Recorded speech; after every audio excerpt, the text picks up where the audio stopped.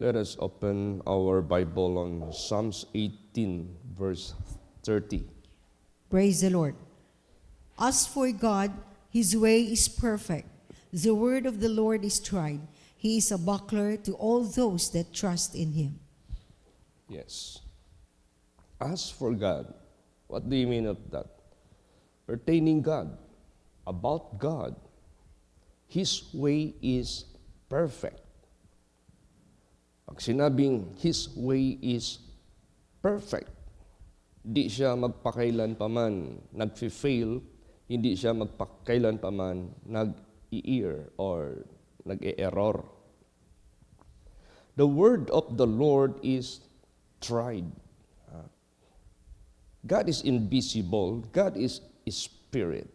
But how He revealed Himself? Paano niya nire-reveal ang kanyang sarili? By His word. Kaya nga sinabi diyan, in the beginning was the Word, and the Word was with God, and the Word was God. And the Word became flesh and dwelt among us. Maliban ang Diyos nahahayag sa salita ng Diyos, nagpakatawang tao pa siya. It is not just only being written and being spoken by the prophets. His word is being revealed, but it is being turned into flesh. Nagpakatawang tao pa siya so that He will become visible to us. Para maging visible siya sa lahat ng mga tao sa sanglibutang ito.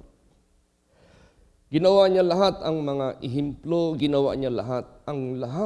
Hinayag niya ang katotohanan. Kaya wala na tayong excuse sa buhay natin. Perfect ang Diyos. At hinayag niya ang kanyang sarili sa salita, sa word. And the word of the Lord is tried. Subok na ang salita ng Diyos. Tried. Kapag sinabing tried, tested, and proven na ang kanyang salita is true and faithful. Na ang kanyang salita is trustworthy. Pag sinabing trustworthy, kasaligan, kakumpiyansaan, kalauman, yung bang you can put your hope, your trust without any frustration. Hindi ka ma-frustrate. Hindi kasi nagsisinungaling ang salita ng Diyos.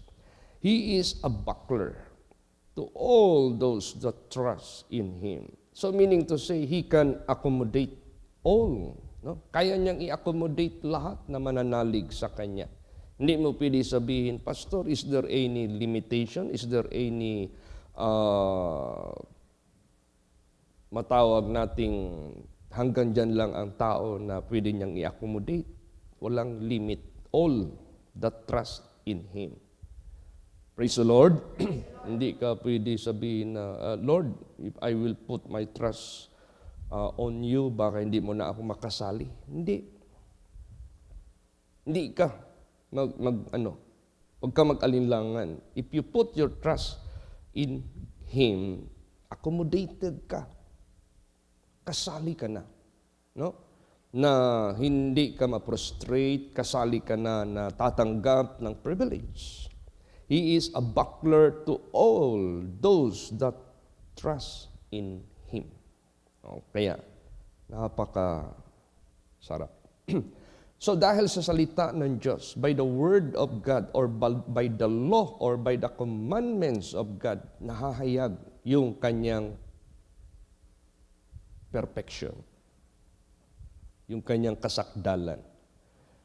Para bagang, tingnan mo yung creation. Perfect. Kasi hindi nagbubungguan. Perfect.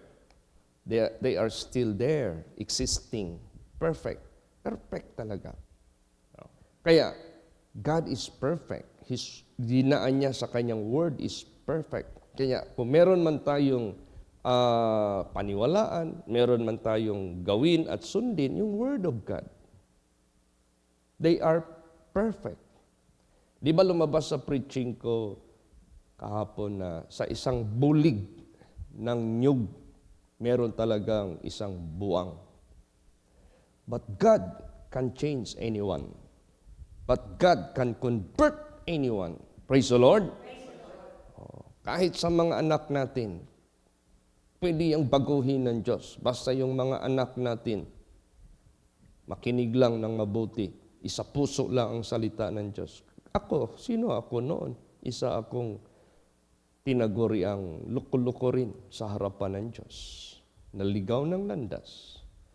Nagkamali ng paglakad sa sanglibotang ito. Pinagdilim ng dyablo ang aking daan. Subalit, nung dumating ang Diyos sa buhay ko by His Word, God came into my life through His Word. By Jesus Christ, by His example, by His preachings, by His words. Tingnan mo, nabago yung buhay ko. Kaya, yan naman ang purpose ng Diyos to change sinners, to change all manner of wicked people of this world. Kaya walang buang sa sanglibotang ito, hindi kayang i-convert ng Diyos. Kung makinig lang siya, maniwala lang siya sa salita ng Diyos. Praise the Lord. Basahin natin. Psalms 19 verse 7. Praise the Lord. The law of the Lord is perfect, converting the soul. The testimony of the Lord is sure, making wise the simple. Ayan. The law of the Lord, which is being written, ang yung batas ng Diyos na sinulat dito sa Biblia. Perfect yan. Sakdal yan. Pag binasa mo yan, pag pinakinggan mo yan, naniwala ka, sumunod ka, kahit gaano ka pa kaluko-luko sa mundong ito. Kahit gaano ka pa masama sa sanglibotang ito, kaya kang i-convert. The law of the Lord is perfect, converting the soul. It is the inner man that will be converted. Kasi ang inner man natin, yan yung nagdadala sa pagkatao natin. Yan yung nag-i-influensya sa isip, nag-i-influensya sa puso, nag-i-influensya sa galaw, lahat kung ano yung nasa loob. Yun ang i-convert ng Diyos. Pag sinabing convert, it change. Converting the soul. The testimony of the Lord is sure. Anong testimony of the Lord? Yung mga past na nangyari na ginawa ng Diyos, magbibigay yan sa atin ng aral. Sure yan. Hindi yan falsehood. Hindi yan by chance. Hindi yan masabi nating coincidence. That is sure. Ano ibig sabihin? Si Lucifer nagmataas, binagsak. Magmataas ka, bagsak ka rin. Si Abraham naniwala sa Diyos, being saved and blessed. Maniwala ka sa Diyos, blessed ka at saved ka. Yan ang mga testimonies of the Lord. They are sure. Aral sila sa buhay natin, lessons sila sa buhay natin, and they are sure. Making wise the simple. Wala kang kamuhang-muhang, wala kang idea, maging matalino ka. Wala kang knowledge, wala kang wisdom, by the testimonies of the Lord, magkakaroon ka ng awareness, magkakaroon ka ng knowledge, magkakaroon ka ng wisdom. Marami kang matutunan, marami kang, these testimonies of the Lord, these are ready-made counseling sa buhay natin. Ready-made, nakakamada na yan lahat. Ito yung ginawa ng mga tao noon na pahamak. Huwag mong gawin. Ito yung nagawa ng mga tao na naligtas, blessed by God. Yan ang gawin mo. Kaya nga sinabi dyan sa Bible, mark the perfect man. Because the end of that man is peace. Pag sinabing mark the perfect man, itiman-ani mo ng tawhana. Gisunod ni mo ang iyahang pamaagi. Ang nahimo sa iyahang kinabuhi, nagmalinawon siya o nagmadaogon siya. Markahin ang tawhana, testimony na sa Diyos. Sure na kung imo nang sundon, maupo na imong madangatan. Ganon. Markahan mo ang tao na perfect. Paano siya naging perfect? By the Word of God. The Word of God. The law of the Lord is perfect, converting the soul. Markahan mo sila. Sundin mo sila. They are sure. Sigurado yung testimonies ng Diyos. maging wise ka. No? Maging matalino ka. Di ka na ma-influensya ng masama. Meron ka ng batayan eh. Hindi ka na malinlang, meron ka ng guidance. Hindi ka magulat sa mga tukso, mga pagsubok. Wala na, meron ka na. Naka-in na sa isip, sa puso mo yung testimonies ng Diyos. Hindi ka na basta-basta matitinag. You're a man of wisdom already. Praise the Lord. You know, man of wisdom, hindi yan ma-deceive. Hindi yan makilos kasi alam niya anong gagawin niya. Dahil ito yung Word of God, nito. Sure talaga ito. Bakit binigyan ng Diyos ng pagkakataon ang tao makapagsisi at makapagbagong buhay at makasunod sa yapak na binigay niya na ihimplo sa mundong ito? Para sa paghatol, may maligtas. Kasi lahat kasi na ginagawa ng Diyos sa langit man dito sa lupa, dinadaan niya sa kahatulan. Ibig sabihin kahatulan, wala siyang ginagawang unfair. Wala siyang ginagawa na favoritism. Wala siyang ginagawa na mga bagay by coincidence. Wala siyang ginagawa dito na mga by chance, tsamba-tsamba. Hindi. Lahat ng kilos ng Diyos, dinadaan niya sa judgment. Masama ka man, mabuti ka man, idadaan niya sa judgment. Basahin natin. Deuteronomy 32 verse 4. Praise the Lord. He is the rock. His work is perfect, for all his ways are judgment. A God of truth and without iniquity, just and right is he. Yes. Pag sinabing he is the rock, walang makakabasag sa kanya. Walang makadestroy sa kanya na meron pang higher than him para i-void ang kanyang standard. Wala. He is the rock, the God, the superior of all. Wala nang higit sa kanya. See? Tingnan mo, pag dyan tayo manalig, nako, sabihin ko po sa inyo, you are in the highest level of wisdom. He is the rock. His work is perfect. Di siya nagkakamali.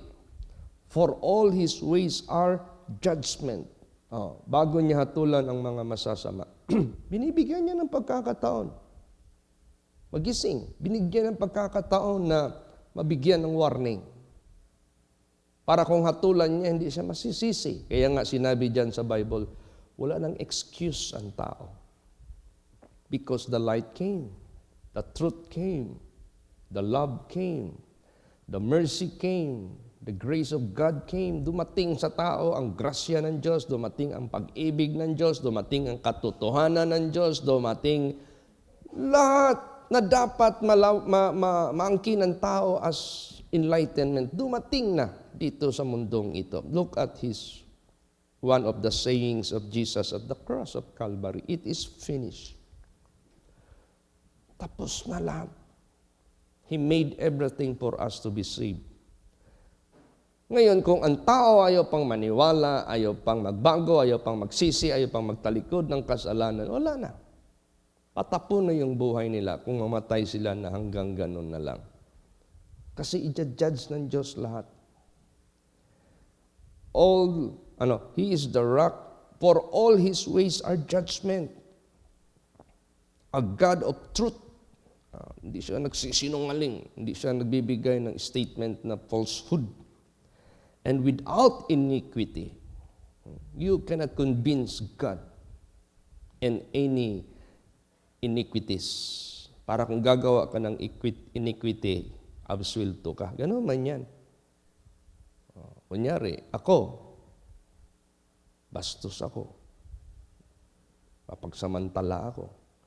Gagawa ka ng kabastusan, gagawa ka ng pagsasamantala, absuelto ka.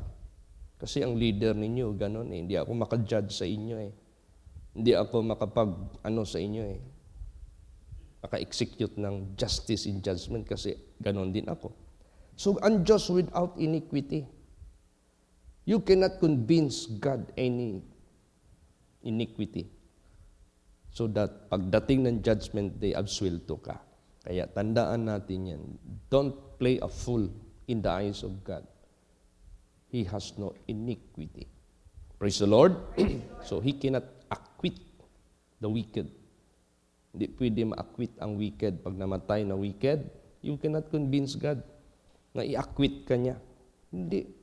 Ngayon, buhay pa tayo. Nag-offer ang Diyos ng acquittal. Kaya nga, sabi nga ng Diyos, come, let us reason together. Pumarito kayo, mag-discuss tayo, let us talk.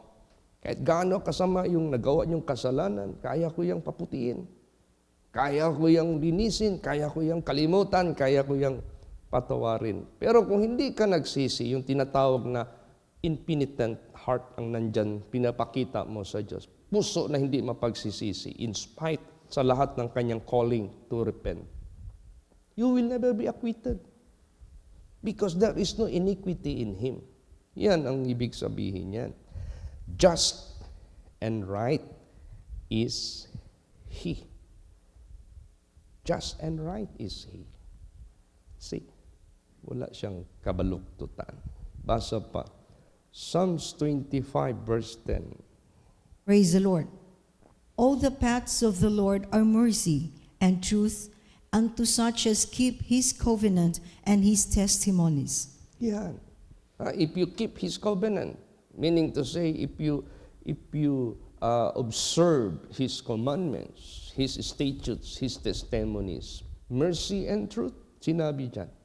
Yung awa ng Diyos, lagi mong taglay. Yung katotohanan ng Diyos, lagi mong dala-dala sa buhay mo. Alam mo yung truth, opposite ng falsehood, kasinungalingan. Ang taong, kanina mayroong nag-chat sa akin early morning, 2 o'clock. Bago ako mag-pray ng 2 o'clock, binubuksan ko yung cellphone ko. Aside na yung alarm ko, i-off ko kasi para mag-pray na ako. Binubuksan ko talaga yung messages, yung messenger tsaka yung text message. Baka kami nag-request ng prayer sa 2:00. Kanina, merong sa akin, nag-chat na, kumusta? Pagtingin ko sa chat, kilala ko ito. Pero, last niyang kumusta sa akin, 2023 pa. Bakit ngayon lang ito nag-converse sa akin? Is there any something important? Di nag-reply ako. Kumusta ka rin? Ganon. Ito umaga, habang nagpiprepare ako ng devotion, nakipag-chat na sa akin. Sabi niya sa akin, Pastor, pwede ba kitang i-add kita sa private inbox ko? Dahil kilala ko siya, sabi ko, siguro gusto niyang ma-maintain yung Word of God. Nag-yes ako. Maya-maya, nagpadala na ng number. Pastor, baka natanggap mo na kita sa pag-add. Naglagay ng number, sabi ko, scammer ito. Kaagad-agad kong i-block. Na-hack siguro yung account. Kaya huwag kayong basta-basta ng mga number. Delikado yan. Hacker yan. See? Grabe ang falsehood ngayon sa mundong ito. Yung, aking kumpare, o yung papa ni Gigi, lagi nagpo-post yan. Announcement. Na-hack na naman yung account ko. Siguro hindi siya bihasa na pag may magpadala sa atin ng mga code, ng mga number na yan, pag yan ay i-click mo, hacker yan. Kaya mag-ingat tayo. Daming falsehood dito. Praise the Lord. Pero sa Diyos, hindi siya hacker. Ang Diyos, hindi siya false. Sinabi dito, all the paths of the Lord are mercy. Pag sinabing mercy, may favor yan. Pag sinabing mercy, may hatid yan sa iyo na pagpapala.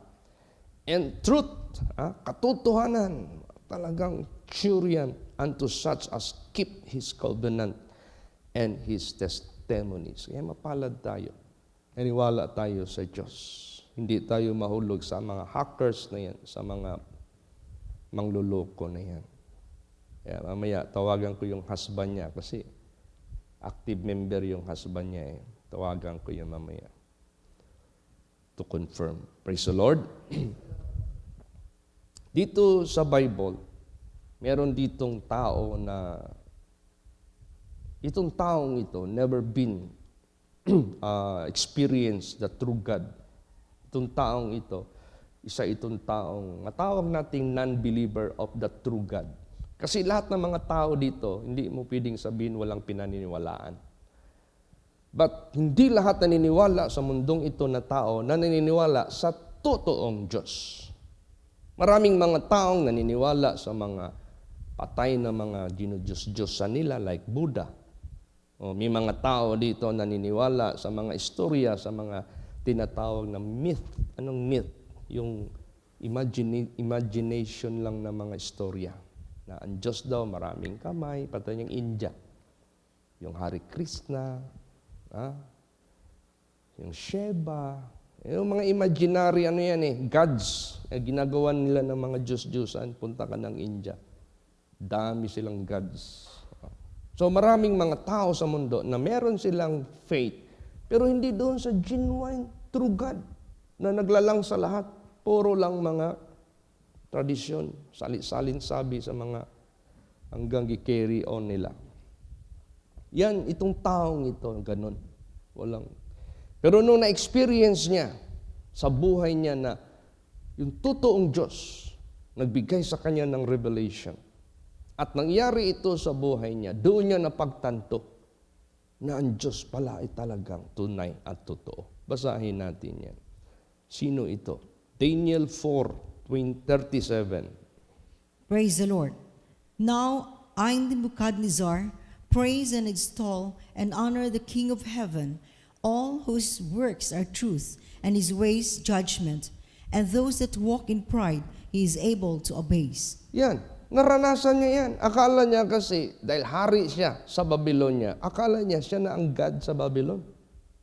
Remember this person, this was the man or the king who made his stature as statue to be worshipped. Di ba nagpagawa itong taong ito ng kanyang stature, ginawang statue to be worshipped, yung golden image ni Nebuchadnezzar. Because nagtuo siya nga siya ng Ginoo sa iyang lugar. Hindi niya alam there is King of heaven. Kaya nga sabi niya, now I, Nebuchadnezzar, praise and extol. Pag sinabing extol, exalt and honor the King of heaven. All whose works are truth. Kaya hindi nawawala yung truth sa Diyos. Praise the Lord. Praise the Lord. He is ever truthful. And His ways are judgment. And those that walk in pride, He is able to abase. Ang lahat ng kanyang mga pamamaraan ay kahatulan at lahat ng mga lumalakad sa pagpalalo sa sarili, kaya niyang ibagsak. Experience niya yun nung nagpalalo si Nebuchadnezzar Binagsak siya ng Diyos 7 times, pinarealize sa kanya. Naging insane siya. Naging brutis siya. Pag sinabing brutis, you are like a beast. Hanggang napansin ng mga tao, wala nang bait. Ito palang impeachment, noon pa yan. Na-impeach. You know what is impeachment? Palisin ka sa position mo as king. Paano? Ano na? Disable na yung faculty of his brain. Siguro may mga lumapit doon, humingi ng tulong, iba na ang sagot. Higit pa sa bangag, kumbaga. Wala. Pinatalsik. Doon na siya nakatira sa damuhan. Kahit anong gawin niya, isip, hindi na mabalik sa kanya. Hindi na. Wala ng taong magpansin sa kanya kasi siguro, ina-assess siya from time to time. May assessment ginawa ang kingdom niya. Siyempre, may mga prudent people man talaga na mga nasa office niya. Siya yung head. Ngayon, nawalan siya ng bait. So, ina-assess siya. Hindi pa ito pwede. Tino magsagot. Ganun. Ginawa ng Diyos yun sa kanya 7 times. Hanggang di na siya marunong magpagupit, hindi na siya marunong mag-nail cut ng kanyang mga nails. Sinabi dito sa Bible, yung buhok niya para ng leon, yung kanyang kuko para ng eagle's claw. 7 times. Nung nagsisi siya, nung nag-acknowledge siya that there is King in heaven, and all His ways are judgment, and He is able to put down those who walk in pride like Him, katulad niya. Tingnan mo, binalik ng Diyos. Praise the Lord. Kaya nga, the law of the Lord is perfect, converting the soul. Basta maniwala ka sa Kanya, kaya kang i-convert. Nasauli siya sa niya. Yung bait niya nasauli. Naging believer na siya sa true God and King of kings and Lord of lords. Kaya walang buang dito sa mundo na hindi kayang patinuin ng Diyos. Walang makasalanan tao sa mundong ito hindi kayang gawing mabait at matalino. Basta maniwala lang. Praise the Lord.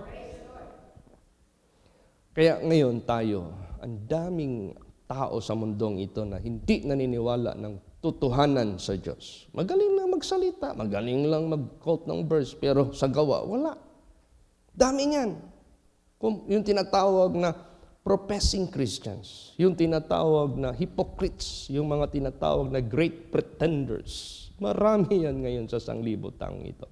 Hindi pa kasali yung mga naniniwala sa false gods, hindi pa kasali yung mga atheist na talagang they denounce God. Kahit yung mga Christians ngayon, ang dami na mga hindi acceptable sa mata ng Diyos. Kaya nga, si Jesus mismo nagsabi, many are called, but few are chosen. Many will say unto me, Lord, Lord, but not all of them will be accepted into my kingdom. So anong gawin natin? Kung meron man tayong model, meron man tayong guide, meron man tayong tinatawag na manual to follow, the Word of God. Praise the Lord.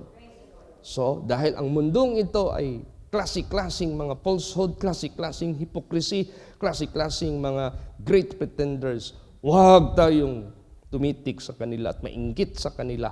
Huwag tayong gumaya sa kanila. Patuloy natin i-prove sa mata ng Diyos, sa mata ng mga tao, ano yung tama, ano yung mabuti, ano yung kalooban ng Diyos na nahayag sa Biblia, sa buhay natin. Yun ang araw-araw nating gawin. Yun ang araw-araw nating ipakita sa mundo. Basahin natin yan. Romans 12 verse 2. Praise the Lord. And be not conformed to this world, but be transformed by the renewing of your mind, that you may prove what is that good and acceptable and perfect will of God. Yan. Huwag tayong gumaya sa mundong ito na napakaraming sari-sari na mga falsehoods, mga kasinungalingan, mga hypocrisies, mga great pretenders. Hindi ka makakumpiyansa. Kaya tutok tayo, titik tayo kay Jesus. He is the Word became flesh. And by that flesh, He demonstrated the examples that we have to follow. Yun ang sundin natin. Wala nang iba. Praise the Lord. Then, matapos natin makilala lahat ng katotohanan ng Diyos, lahat ng salita ng Diyos, huwag ka makipag-ayon sa sanglibutang ito. You have to prove what is good. This is the good which the Lord teaches. This is the good what the Word of God is teaching me. Prove it. This is the acceptable will of God, that I must be sinless. This is the acceptable will of God, that I must do His perfect will. Yan ang i-prove natin every day, every day. Huwag yung mga nandito sa sanglibutang ito na laging nagpo-proclaim, hindi works ang kaligtasan. Hindi na kailangan yung batas, hindi na kailangan yung holiness, yung obedience, hindi na kailangan yan. By grace, ligtas tayo. Ano ka? Kaya nga hinatulan yung mga anghel, hinatulan yung mga tao sa Sodom and Gomorrah sa panahon ni Noah at hanggang ngayon. Because of their disobedience. Because they neglect to obey God. Ngayon sabihin mo, hindi na kailangan yan because salvation is not of works. Mali yung interpretasyon mo sa Biblia. Not of works, meaning to say, hindi sa gawa natin na mabuti. Maligtas tayo. Bakit? Kaya pinapadeny ng Diyos yung sarili natin. Kasi yung sarili natin, imperfect. Put Christ. Praise the Lord. Isuot mo si Kristo. Siya yung isuot mo sa buhay mo. Put on the Lord Jesus Christ and make not provision for the flesh to fulfill the lust thereof. Hayaan mo si Kristo ang masunod. So, sino si Kristo? Gagawa pa ba siya ng labag sa batas ng Diyos? Jesus obeyed the statutes of God. So, obedient ka rin. Hindi mo pwedeng sabihin, wala ka ng work, wala ka ng obedience kasi hindi na kailangan. Mali ang interpretasyon eh. Kaya nga, we are saved by grace. Sino nagdala ng grace? Si Jesus Christ. Anong dala ni Jesus Christ dito? Example that we have to follow His steps. Eh ngayon, ang mga tao, wala. Tuliro ang utak sa pagpakinig ng Word of God. Kaya tingnan mo mga buhay ng mga Christians iba ngayon. Kung ano yung mga buhay ng mga non-believers dyan, mag-disco-disco, nandun din sila. Kung ano yung buhay ng mga non-believers dyan, palahubog, nagiinom din sila. Parang walang effect yung katotohanan ng Diyos. Because Satan did twist it. Ginagamit pa yung mga preachers. Hindi ibigay na lang ng talagang, hindi yung ilagay si Jesus sa harapan ng tao para sundin natin lahat. Iyan ang ngayon nangyayari sa mundo. So be not conformed to this world. Let us prove what is good. Hanggang ngayon, di mo pa alam what is good and evil. Bakit nagsisigalyo ka? Pastor namin, hindi man sumasaway sa amin. Yung pastor niyo, hindi alam ituro yung good? Ikaw babae, nagpapantalon ka, bakit labag yan sa dress code ng Diyos? Sabi ng pastor namin, okay lang, hindi naman tumitingin ng Diyos sa labas. Ganun ba? Hindi niya alam paano ituro yung salita ng Diyos. Kaya, ganun. Napakahirap ng mundo ngayon sa sanglibutang ito. Kaya nga, sabi ni Jesus Christ, many will arise, false Christ, false teachers, false preachers, false prophets. Dito tayo sintro sa Word of God. Praise the Lord. Bakit? Subok na ito. Basa. Psalms 12 verse 6. Praise the Lord. The words of the Lord are pure words, as silver tried in a furnace of earth, purified 7 times. Yes. Sige, subukan mong i-transgress, i-violate ang Word of God. Tapos sabihin mo, kasi si pastor hindi naman nagbawal sa amin nito. Nakasulat yan sa Biblia. Sige, tingnan natin kung ang pastor mo ba magligtas sa iyo. Di ba sinabi dyan sa Bible, binigyan ng karapatan ang mga membro, ang mga tao sa mundo to test the leader, to test the pastor, whether he is of God or not. Paano mo ma-measure yung pastor? That he is speaking in behalf of God, that he is a servant of God. Dapat lahat ng nandito sa banal na salita ng Diyos, ituturo niya ng tama. Hindi justify niya ang mga mali. No, that's wrong. Sin is not justifiable. Sin is forgivable. But you must change. Praise the Lord. Praise the Lord. Kaya nga, the Lord will not acquit at all the wicked. Hindi mo ma-justify yung kasalanan na yan Sin must be removed. Sin must be erased. Sin must gone forever sa buhay ng tao. Sabi kasi ni pastor nga ito, tandaan mo. I-search mo yung scripture, kung yung spirit nandyan sa kanya, whether that is of God. Kasi ang nakataya nito, kaluluwa natin Praise the Lord. Praise the Lord. Hindi yan nakataya sa pagpakinig natin ng Word of God. Do you think ang nakataya yung personality mo na image sa mundong ito? Hindi. Ang kaluluwa natin that someday will face the living God that will judge us. Kaya, ang relasyon natin, it is between God and us. between the Word of God and our works. Kailangan mag-ano yan? Maging obedient tayo. Yan. Kasi tested na yung Word of God eh. Ano pa? Purified 7 times. Big sabihin yan, kahit anong pagsubok na nangyayari sa Word of God, whether it is true or not, sinubukan na yan many times. It is being proven that is true and faithful. Subukan mong i-transgress ang law of God, hindi ka ba maparusahan? Subukan mong i-obey ang Word of God, hindi ka ba i-bless ng Diyos? Praise the Lord. Praise the Lord. Tested na yan.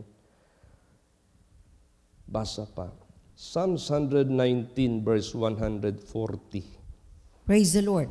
Thy word is very pure, therefore thy servant loveth it. Yes. Ang salita mo, very pure. Kaya the Word of God, make it powerful.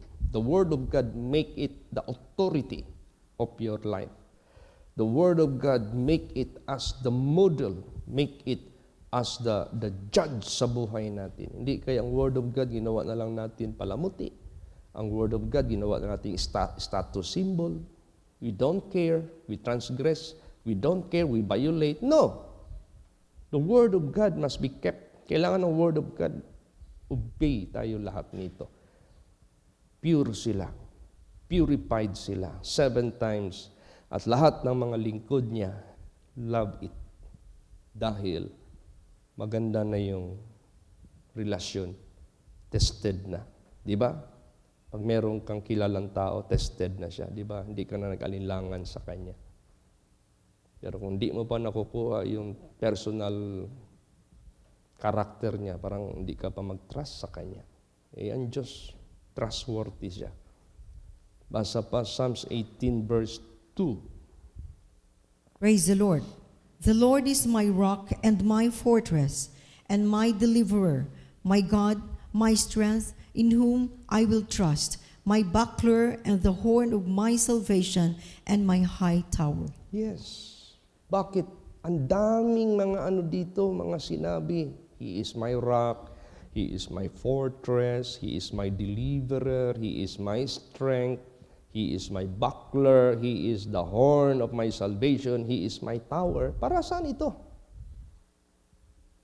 These words, these are to protect you from attackers, from enemies. So itong buhay natin sa mundong ito, we are usually attacked by Satan. We are usually attacked by Satan. Kaya you need God. He is all for your protection. Praise the Lord. Praise the Lord. Kaya kung wala siya, wala. Invade tayo. Imagine that rock, fortress. Alam mo yung Fort Santiago kung tawagin. Kung nakarating kayo ng Manila, pasyal kayo ng Fort Santiago. Or kung hindi kayo makapamasahe, wala pa tayong chance magpunta doon, try to search in Google, Fort Santiago, Manila. What is the history of this infrastructure? Alam mo yung history dyan? Assignment nyo na lang yan, basahin nyo. Praise the Lord. But this is all about to protect Manila from all the enemies. So, mas maganda mabasa ninyo para detalyado. When what's happened, who are those attackers, mas maganda yung detailed talaga. O kaya ang Diyos, siya ang lahat ng mag-protect sa atin, sa mga attackers. Ang dami nang napahamak sa mundong ito that are being attacked successfully by the devil. O ngayon, hayaan ba natin maging successful si Satanas sa buhay natin to attack us? Don't you know what is the consequence? Kung na-atake tayo ng diablo at walang Diyos na mag-protect sa atin, walang Word of God magbigay sa atin ng knowledge and wisdom, don't you know what is the consequence? Eternal destruction. Kaya, pasalamat tayo sa Diyos. Last verses, Psalms 84, 11 and 12. Praise the Lord. For the Lord God is a sun and shield. The Lord will give grace and glory. No good thing will he withhold from them that walk uprightly. O Lord of hosts, blessed is the man that trusteth in thee. Yes, napakasarap ng buhay. Hindi ka maubusan ng good things. Iba minsan may lumalabas sa bibig ng tao, nako, ang hirap ng buhay namin ngayon, talagang walang-wala kami, halos wala talaga. Wala, as if there is no such good thing sa buhay ng tao. Pero kung ikaw ay talagang dibdiban ang iyong pananampalataya at pagkilala at pagsunod sa kanyang word, tested na yan, walang mabuting bagay na kukulangin ka sa buhay mo. When you need it, ibibigay ng Diyos. Praise the Lord. Ang Diyos hindi naman gano'n na kahit hindi mo pa kailangan, bigay na lahat. Kahit hindi mo pa need, ibigay lahat. Baka malasing ka sa kayamanan, baka mabulag ka. Ayaw ng Diyos naman yun. Pero in terms na kailangan mo, bigayan ng Diyos. Walang good thing na kailangan mo na i-withhold ng Diyos. To whom? The upright. Praise the Lord. Praise the Lord. For the Lord is a sun and shield. What the sun that serves to your life? Ano ang silbi ng sun sa buhay mo? Light. And shield. Protection. The Lord will give grace, blessings, favor, and glory, victory, success. No good thing, walang mabuting bagay, will He withhold na ipipigil niya sa mga lumalakad sa matuwid. O Lord of hosts, blessed is the man that trusted in Thee. That is the so-called word to describe mapalad ang tao na nanalig sa Diyos. Praise the Lord. Praise the Lord. Kaya trustworthy. As for God, His way is perfect. The word of the Lord is tried. He is a buckler to those that trust in Him. We are complete sa Kanya. 100. Tinan mo yung mayaman. Naalala ko naman, kinidnap. Chinese na mayaman, may-ari ng malaking kumpanya sa Manila. Kinidnap. Sabi ang kidnapper, bigyan mo kami ng ganitong halaga. Siguro napakalaki ng halaga kasi ganoon din kalaki ang income niya. Nagbigay ng 60 million. Ang laki na yung 60 million. Hindi pa nasiyahan, hindi nag-release. Nagbigay ng 100 million. So, 160 million. Ano mong ginawa ng mga kidnappers na yan? Pinatay. Pati yung driver. Kita na lang, tinapon na lang kung saan. Akala mo nagkatay ng baboy. Worthless. Parang walang worth ang tao sa mundong ito. If there is no God to protect you, if you have no God as your buckler, as your shield, mahirap yan. Kaya sa buhay natin, the most important is not you become rich in this world. The most important, you have the God who is your buckler, who is your shield, who is your protection. Lahat na nandyan sa Kanya. Praise the Lord. Praise the Lord. Magsitayo po ang lahat. Let